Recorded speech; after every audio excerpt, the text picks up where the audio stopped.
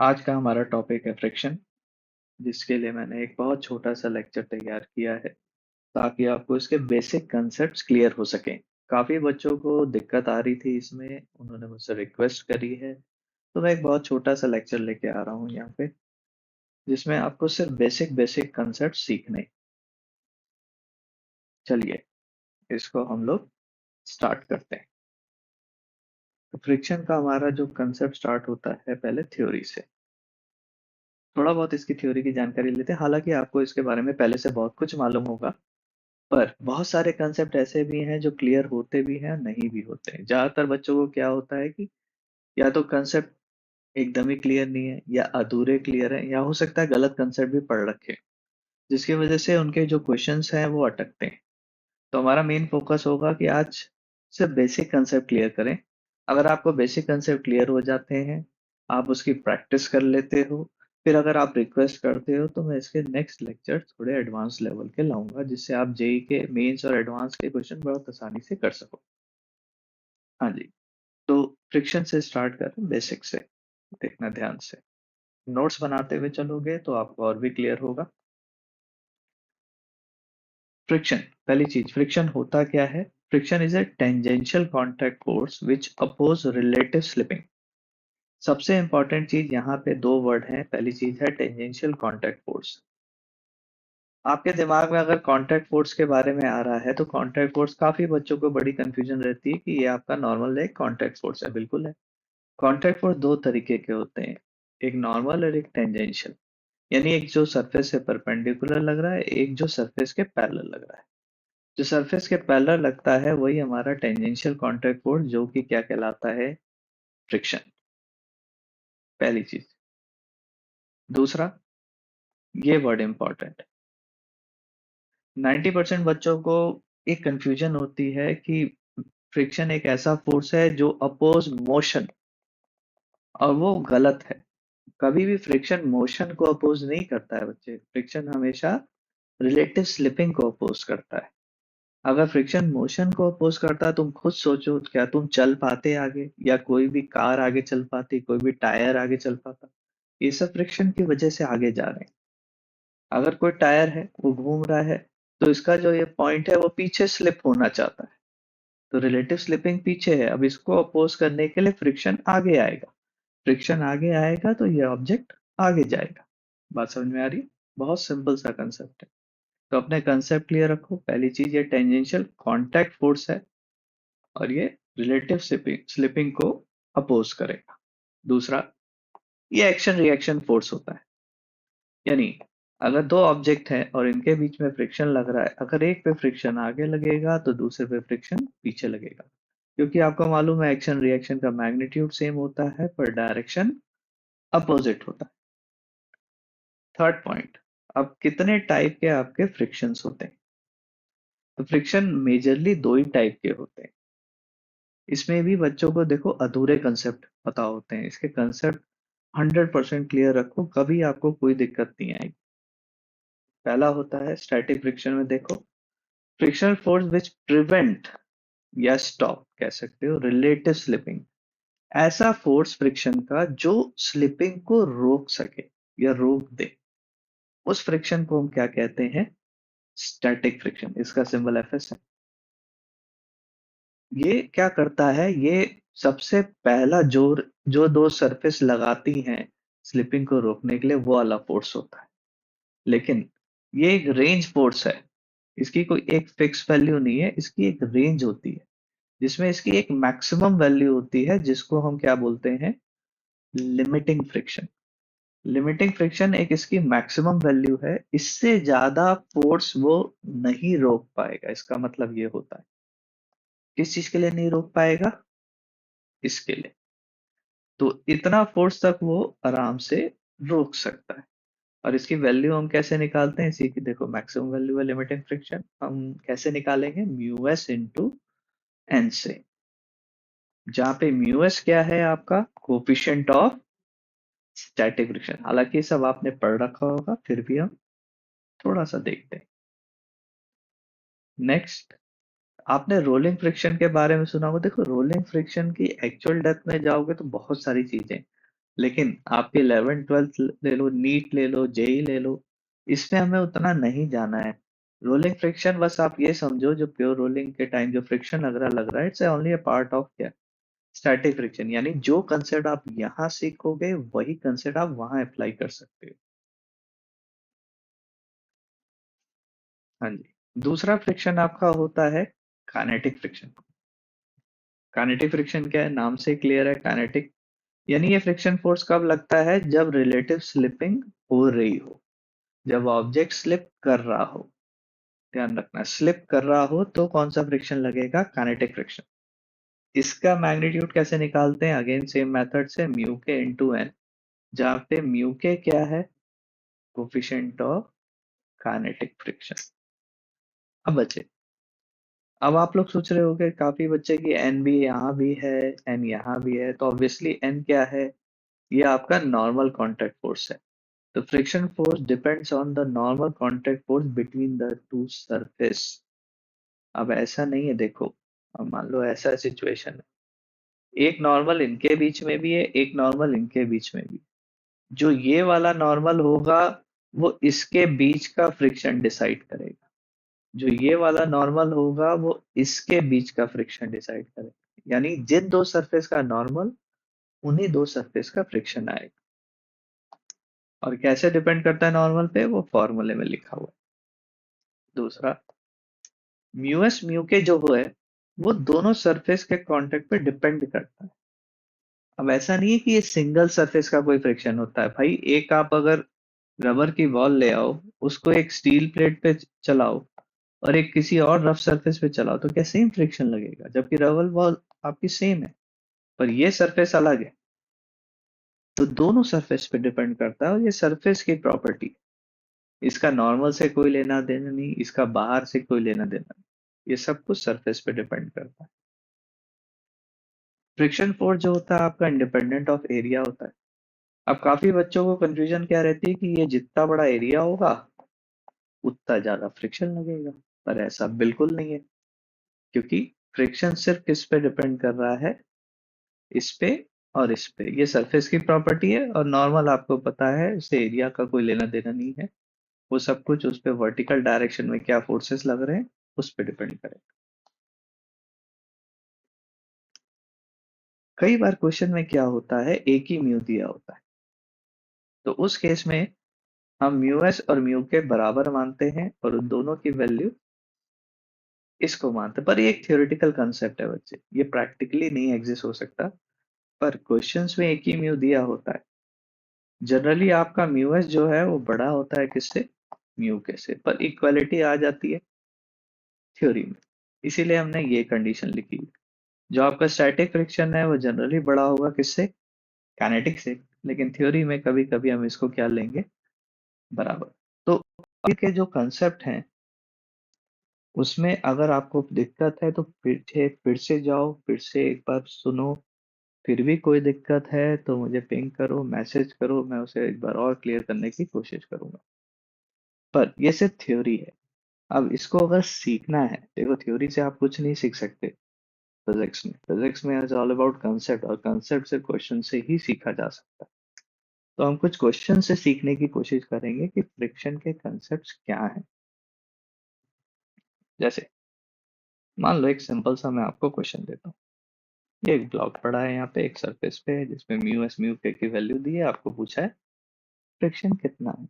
आप वीडियो यहाँ पे पॉज करो, अपना थोड़ा दिमाग लगाओ, फिर उसके बाद जो आंसर लिखोगे फिर वो देखो कि मैंने क्या लिखा है और आपने क्या लिखा है। हाँ जी। अगर आपने इसको ट्राई कर लिया तो काफी बच्चे कैसे करते हैं मैं आपको समझाता हूँ।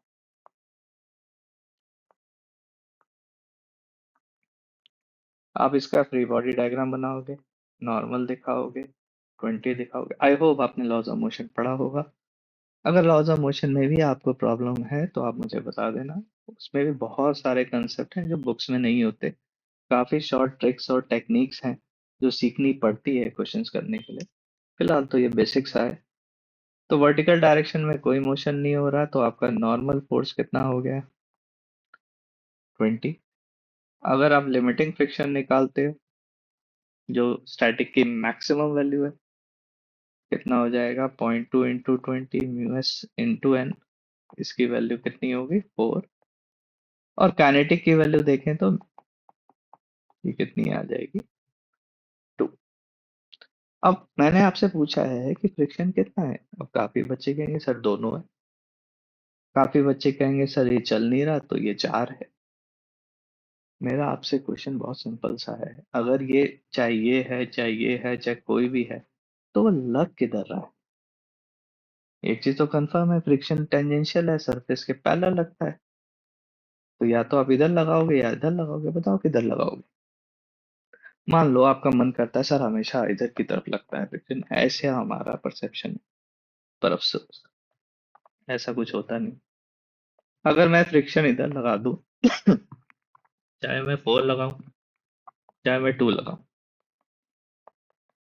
तो बॉडी में नेट फोर्स किधर आ जाएगा? पीछे की तरफ।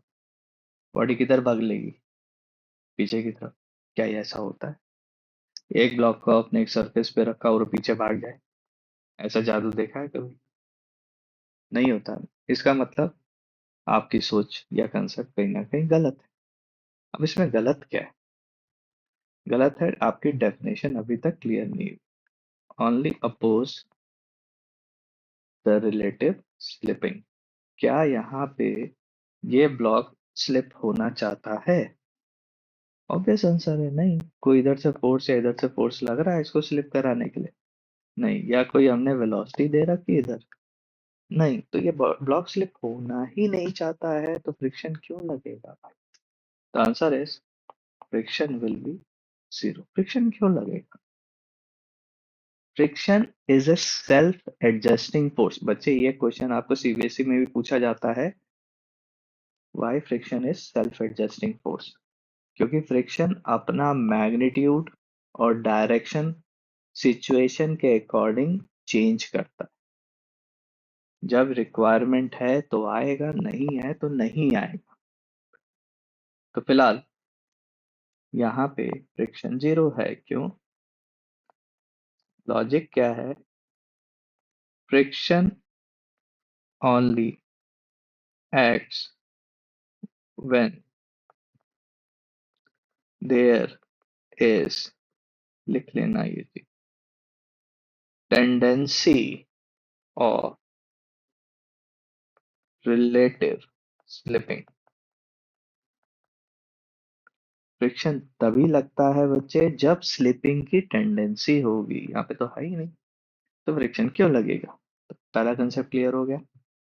नहीं है, फिर से रिवाइंड करो, फिर से देखो, कंसेप्ट क्लियर हो। देखो छोटे छोटे कंसेप्ट क्लियर होंगे, कोई बड़ा क्वेश्चन नहीं फंसेगा, इसकी गारंटी मैं दे सकता हूँ।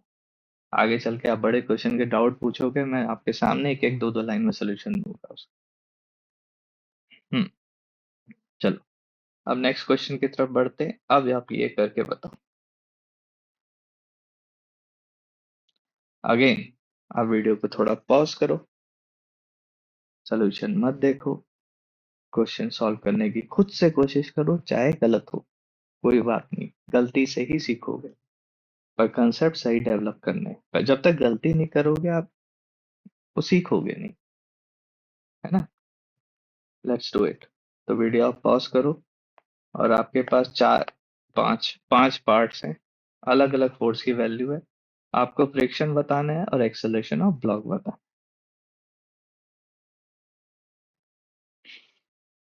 आई होप पॉज करके आपने ट्राई किया होगा, नहीं किया तो फिर से पॉज कर लो और सॉल्व करो। अब मैं इसको सॉल्व करता हूँ एक एक करके। फिर से पहला मेरा काम क्या होगा, ये जो आपके पास डेटा है जैसे हमने यहाँ निकाला, वैसे ही डेटा आप फिर से निकाल लो, उसके बाद सॉल्व करने की कोशिश करो। तो यहाँ पे नॉर्मल आपको कितना दिख रहा है 50, उससे स्टैटिक की मैक्सिमम वैल्यू यानी लिमिटिंग वैल्यू कितनी आ जाएगी 50 इंटू 0.2 10। काइनेटिक कितनी आ जाएगी 5। ये आपने डेटा निकाला है, ये सिर्फ डेटा है, ये आंसर नहीं है। आंसर तो फ्रिक्शन अपने आप दिखाएगा कितना चाहिए। अब मुझे बताओ, आपने कितना फोर्स लगाया पहले केस में? 8 न्यूटन। ठीक है जी। अब मुझे बताओ फ्रिक्शन कितना लगेगा। अब आप कहोगे भाई स्टैटिक लगेगा, काफी बच्चे ये कहेंगे, और वो कितना लगा देंगे, 10 न्यूटन लगा देंगे। अब मान लो आपने यहाँ पे 10 न्यूटन लगा दिया, है ना जी। लॉजिक बहुत सिंपल सा है, ध्यान से देखना। इधर से आ रहा था 8 न्यूटन, और आपने इधर क्या लगा दिया, 10 न्यूटन। अब कॉमन सेंस की बात सुनो, आगे कितना लग रहा है, 8, पीछे कितना लग रहा है, 10। नेट फोर्स कितना हो गया, 2 न्यूटन। किस डायरेक्शन में हो गया, पीछे के डायरेक्शन में, यानी ये ब्लॉक किधर भागेगा, पीछे भाग जाएगा। आप धक्का किधर लगा रहे थे, आगे, ब्लॉक किधर चला गया, पीछे। क्या ऐसा हो सकता है, हंसने वाली बात नहीं है, ऑब्वियस है। क्या ये पॉसिबल है, नहीं पॉसिबल है ना। तो इसका मतलब आपने कहीं ना कहीं गलती करी है, आपके कंसेप्ट अभी पूरे डेवलप नहीं है। तो भाई फिर अब क्या करें, आप तो स्टैटिक के कंसेप्ट पे। स्टैटिक में क्या लिखा है मैंने, sir range of force. Static एक फोर्स नहीं होता जिसमें मैक्सिमम वैल्यू ये है, यानी अगर मैं इसकी रेंज की बात करूं अब, तो स्टैटिक की रेंज जो होती है जिसमें मैक्सिमम वैल्यू ये है, मिनिमम क्या होती है, 0, जो हमने फर्स्ट केस में। तो ये एक रेंज है, यहां से लेके यहां तक कोई भी फ्रिक्शन लग सकता है। The only purpose is to prevent relative slipping. तो यहाँ पे कितना न्यूटन लग रहा है भाई, 8 न्यूटन। इसको रोकने के लिए हमें कितना फ्रिक्शन चाहिए, 8 न्यूटन। हमारे पास रेंज कहाँ से कहाँ तक की है स्टैटिक की, 0 से लेके 10 न्यूटन। तो क्या मुझे इसमें से 8 न्यूटन नहीं मिल सकता, मिल सकता है ना। तो ये क्या 10 लगाएगा, नहीं, उतना ही लगाएगा जितना इसको रोकने के लिए चाहिए। तो हमारा फ्रिक्शन हो गया 8 न्यूटन, और क्योंकि इस पे नेट फोर्स 0 है तो इसका एक्सेलरेशन क्या हो गया, 0। कंसेप्ट क्लियर है, ये फर्स्ट पार्ट। सिमिलरली यही अगर हम सेकंड पार्ट में जाएं, आप बताओ फटाफट आंसर। सेकंड पार्ट में आपने कितना फोर्स लगाया, 9.9। रोकने के लिए फ्रिक्शन कितना चाहिए, 9.9। क्या आपके पास 9.9 अवेलेबल है, हाँ जी, 10 तक अवेलेबल है, तो कितना मिल जाएगा, 9.9। और एक्सेलरेशन क्या होगा फिर से, 0। थर्ड पार्ट पे आओ। अब मुझे बताओ कितना फोर्स लग रहा है, 10 न्यूटन। रोकने के लिए फ्रिक्शन कितना चाहिए, 10 न्यूटन। क्या आपके पास अवेलेबल है 10 न्यूटन, हाँ जी।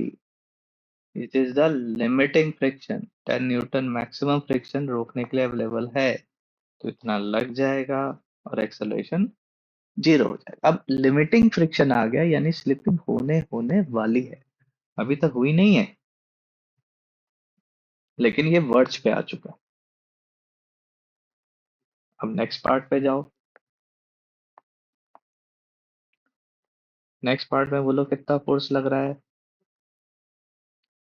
11 न्यूटन। इसके नेक्स्ट पार्ट पे कितना फोर्स लग रहा है, 20 न्यूटन। अब मुझे बताओ इसमें फ्रिक्शन कितना लगेगा। आप कुछ कहेंगे सर 10 लगा दो, नहीं, कुछ लोग के दिमाग में आओगे अब 10 कैसे लगेगा, 10 तो किसका पार्ट है, लिमिटिंग का। क्या 11 न्यूटन को 10 न्यूटन रोक सकता है, ऑब्वियस आंसर है, नहीं रोक सकता। तो ये काम क्या कर रहा था, स्लिपिंग रोकने का काम कर रहा था। तो क्या बॉडी स्लिप होने से रुकेगी, तो ऑब्वियस आंसर है नहीं रुकेगी। तो क्या अब स्टैटिक का कोई काम होगा, जी नहीं। आपको ऊपर लिखवा रखा है, अगर स्लिपिंग होगी तो कौन सा फ्रिक्शन लगता है, काइनेटिक। यानी अब कौन सा फ्रिक्शन लगेगा, काइनेटिक। यहाँ पे भी कौन सा फ्रिक्शन लगेगा, काइनेटिक, जिसकी वैल्यू कितनी है, इररिस्पेक्टिव ये फोर्स 10 से कितना ज्यादा है, क्या इससे कोई फर्क पड़ता है काइनेटिक फ्रिक्शन पे? नहीं, ये तो फिक्स वैल्यू है। आप 11 लगाओ, 20 लगाओ, 200 लगाओ, 400 न्यूटन लगाओ, फ्रिक्शन अब कितना लगेगा? 5, इतना ही लगेगा, क्योंकि काइनेटिक फ्रिक्शन की एक फिक्स वैल्यू है। अगर अब आपको एक्सेलरेशन निकालना है तो बड़े आसानी से निकाल सकते हैं। नेट फोर्स ये हो गया इक्वल टू एम ए, या नेट फोर्स ये हो गया equal to M A. Logic समझ में आ गया?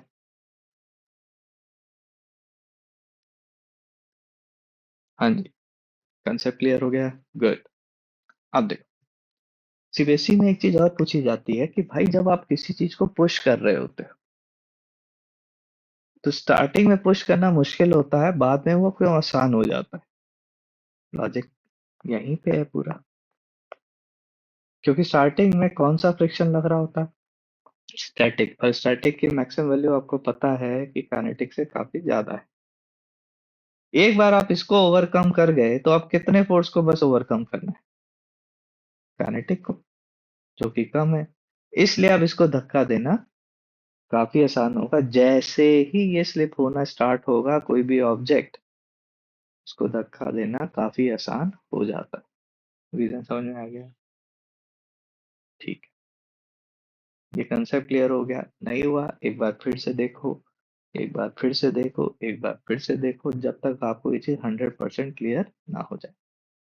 नहीं हो फिर भी तो आप डाउट पूछो। अब से इसका एक जनरल वर्जन देख लेते हैं। हमने एक फोर्स लगाया F, म्यू एस म्यू के जनरल ऐसे ही लिखा हुआ है। अब इसमें क्या कंडीशन लगेगी? अब इसमें कंडीशन सीखने के लिए पार्ट दिया है मैंने। अगर आपका फोर्स किससे छोटा है, छोटा है या बराबर है लिमिटिंग वैल्यू से, तो क्या इसकी स्लिपिंग होगी? जो कंसेप्ट अभी पीछे सीखा है हमने, आपको पता है इससे छोटा है तो इतना ही लग जाएगा, स्लिपिंग नहीं होगी। तो हमारा एक्सेलरेशन ब्लॉक का क्या रहेगा? 0। तो आपका जो फ्रिक्शन है वो किसके बराबर लग जाएगा? कह सकते हैं जितना आप फोर्स लगाओगे उतना ही फ्रिक्शन लग जाएगा, है ना जी? बोल सकते हैं। दूसरा, जैसे ही आपका फोर्स किससे बड़ा हो गया लिमिटिंग से, तो क्या स्टार्ट हो जाएगी? Relative slipping. जैसे ही स्लिपिंग स्टार्ट होगी अब कौन सा फ्रिक्शन लगेगा बोलो? काइनेटिक, जिसकी वैल्यू क्या है बोलो? कांस्टेंट। तो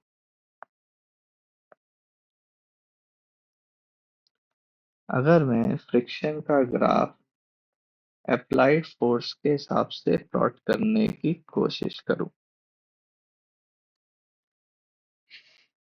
तो जैसे जैसे आपका फोर्स मान लो 0 था तो फ्रिक्शन भी क्या था? 0, यानी ग्राफ यहाँ से स्टार्ट हो।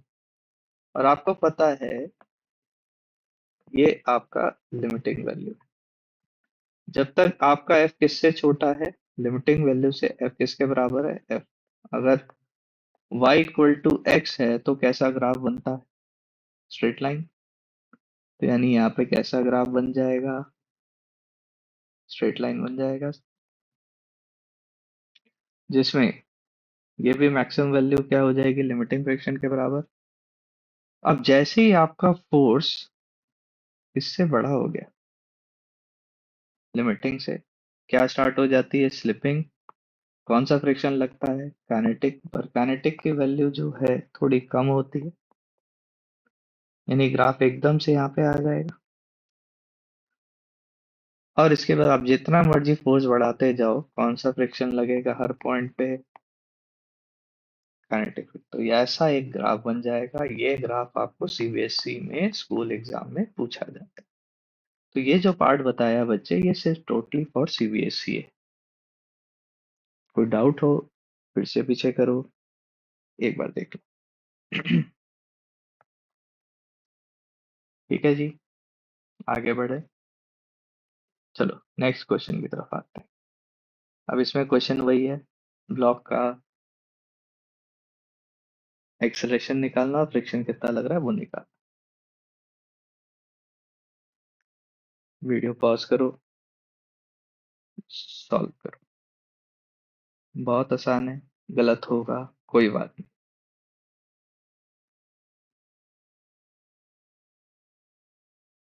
हाँ जी, आई होप कुछ ना कुछ ट्राई कर लिया होगा। Let's do it. अब हम फोर्सेस दिखाते हैं।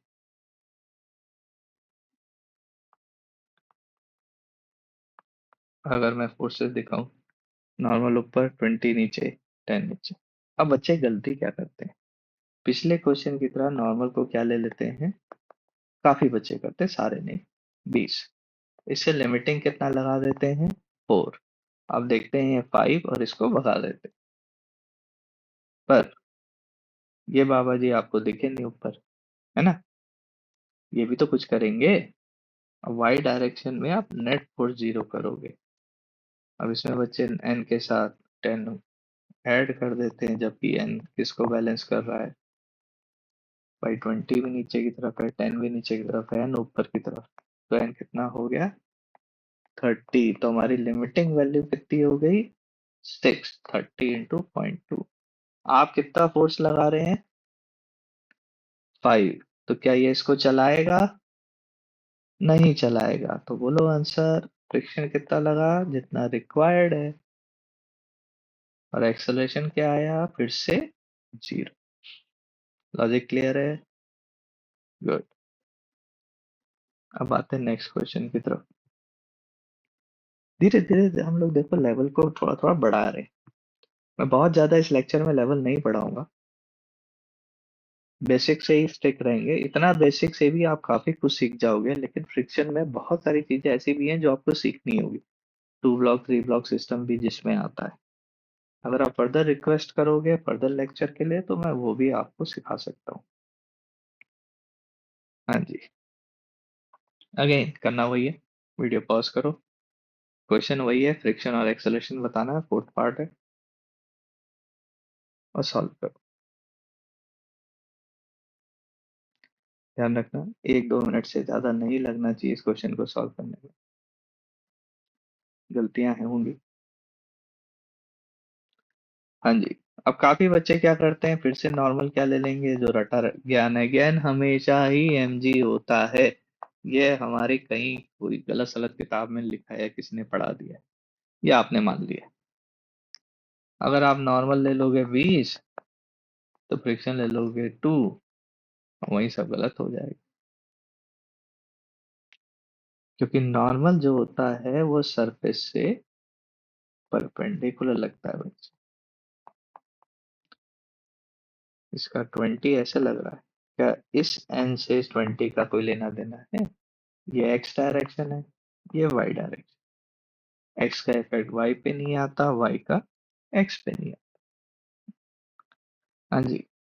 तो नॉर्मल, अब ये 300 न्यूटन की वजह से क्या ये दीवार के अंदर घुस गया, ये दीवार है ना, नहीं ना। तो इसको किसने रोका, नॉर्मल ने ना रोका होगा। तो नॉर्मल की वैल्यू यहाँ पे कितनी है बोलो, 300, तभी तो ये रुकेगा। अगर नॉर्मल 300 है तो लिमिटिंग फ्रिक्शन 30 हो गया। काइनेटिक फ्रिक्शन निकालो, 27 आ जाएगा शायद। ठीक है। अब बात है फ्रिक्शन कितना लगेगा। अब इस ब्लॉक को चला कौन रहा है, क्या ये फोर्स चला रहा है, जी नहीं, ये फोर्स तो बिल्कुल नहीं चला रहा। चला कौन सा फोर्स रहा है, यही है ना जिसकी वजह से नीचे स्लिप होना चाहता है वर्टिकल प्लेन में। तो इसको रोकने के लिए फ्रिक्शन किधर आएगा, ऑब्वियसली ऊपर आएगा। इसी को रोकना है ना। अब मुझे बताओ, इस फोर्स को रोकने के लिए हमें कितना फोर्स चाहिए, बीसी चाहिए। हमारे पास है कितना, क्या रोक नहीं सकते इसको, बिल्कुल रोक सकते हैं। यानी कितना फ्रिक्शन लगेगा, 20 न्यूटन। अगेन एक्सेलरेशन क्या आया, 0 आया। लॉजिक समझ में आ गया, कोई डाउट। हाँ, चलो अब आगे नेक्स्ट क्वेश्चन की तरफ आते हैं। चलो 2 बार फोर्थ लिख दिया मैंने यहाँ पे। ये फिफ्थ। क्वेश्चन में थोड़ा सा चेंज है। इस फोर्स को मैंने एंगल पे कर दिया जो कि यहाँ से 45 डिग्री पे। अगेन पॉज कर, मैंने क्या बोला, थोड़ा थोड़ा लेवल बढ़ाएंगे। डरने वाली बात नहीं है, गलत होगा कोई बात नहीं, ये सारे क्वेश्चन सिर्फ कंसेप्ट सीखने के लिए। ट्राई करने में कोई बुराई नहीं है, ट्राई करो पॉज करके। हाँ जी, ट्राई कर लिया। चलो, पहली बात, इस फोर्स से क्या ये इसके अंदर घुस जाएगा? नहीं ना। तो सोचो क्या करना चाहिए।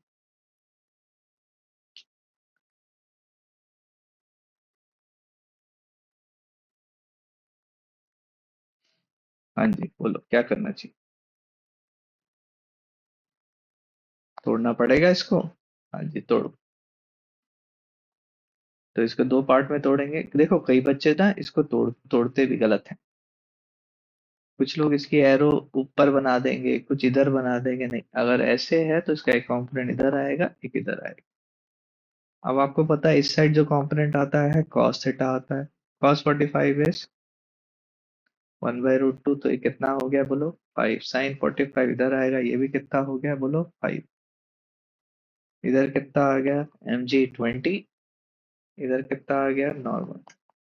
अगेन, अगर आपने नॉर्मल 20 ले लिया फिर से, तो आप स्टैटिक फ्रिक्शन कितना ले लोगे? 4। और यहाँ पे कितना लग रहा है? 5। और इसको भगा दो तो सब गलत हो जाएगा। क्यों गलत हो जाएगा? अगेन ये पापा जी बैठे हैं, इनको भूल गए। तो आप मुझे बताओ नॉर्मल फोर्स कितना है? 20 के साथ साथ 5 यानी 25। तो यानी स्टैटिक फ्रिक्शन यानी लिमिटिंग कितना होगा? ये आ जाएगा आपका 5 न्यूटन। आपने फोर्स कितना लगाया है चलाने के लिए एक्स डायरेक्शन? 5। रोकने के लिए कितना चाहिए? 5। क्या 5 मिल रहा है? बिल्कुल मिल रहा है। यानी कितना फ्रिक्शन लग गया? एक्सेलरेशन फिर से क्या आ गया? 0। तो जैसे ही आपने एंगल में फोर्स लगाया, ऐसे देखो क्या बढ़ गया आपका। नॉर्मल बढ़ गया, उससे क्या बढ़ गया? फ्रिक्शन बढ़ गया। इसलिए ये नहीं चल पाया। अब इसी का अगर मैं ठीक उल्टा करूं, सपोज ये वाला केस ले लेते हैं। इसमें मैं डेटा आपको कुछ बना के दे देता हूँ। सपोज ये आपका 5√2 ले लेते हैं। 5√2 छोड़ो, 4√2 ले लेते हैं। अब ये वाला ट्राई करके देखो।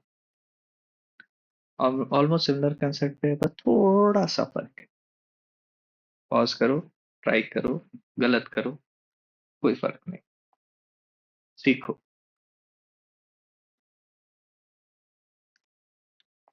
हाँ जी, पॉज कर लिया सॉल्व। अब इस फोर्स को तोड़ोगे तो उसका एक कंपोनेंट इधर आएगा कॉस, एक इधर आएगा साइन। नॉर्मल आ गया आपका ऊपर, ये नीचे। अब इस ब्लॉक को चलाने वाला कौन सा फोर्स है? वो न्यूटन।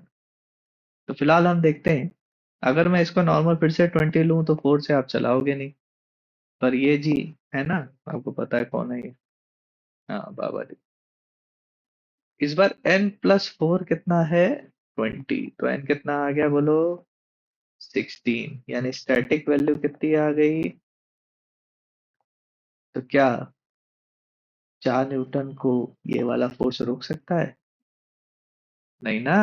यानी इस बार चलेगा, तो चलेगा तो हमें कौन सा फ्रिक्शन निकालना होगा? काइनेटिक। वो कितना आ जाएगा बोलो? 1.6। अब आप फ्रिक्शन लगाओगे कितना? अब इधर 4 है, इधर 1.6 है, ऑब्वियस है ये इधर जाएगा। तो क्या इक्वेशन लिखेंगे? 4 - 1.6 = 2a। और इससे आपका एक्सेलरेशन आ जाएगा। तो आई होप बच्चों कि कुछ आपको अच्छा सीखने को मिला होगा आज। ये सिर्फ बेसिक लेवल का लेक्चर है जिसमें हम फ्रिक्शन की कुछ स्टार्टिंग की चीजें सीख रहे हैं। फ्रिक्शन में बहुत अच्छी-अच्छी चीजें भी होती हैं, जिसमें अच्छे-अच्छे लेवल के क्वेश्चंस भी बनते हैं, पर जिसको बेसिक ही क्लियर नहीं है, वो वहां तक कभी भी नहीं पहुंच पाता। अगर आप चाहते हो कि क्वेश्चन आपको और भी क्लियर हो, आप मुझे क्वेश्चंस भी भेज सकते हो, मैं उसके सॉल्यूशंस भी डिस्कस कर सकता हूँ। आप चाहते हो कि लेक्चर्स और भी आए, तो आप मुझे बता देना, पर ध्यान रखना लेक्चर्स बहुत ज़्यादा नहीं आएंगे। वो आगे की सिचुएशन हम आगे डिस्कस कर लेंगे। फिलहाल आज के लिए इतना ही करते हैं। All the best for your preparation. See you soon.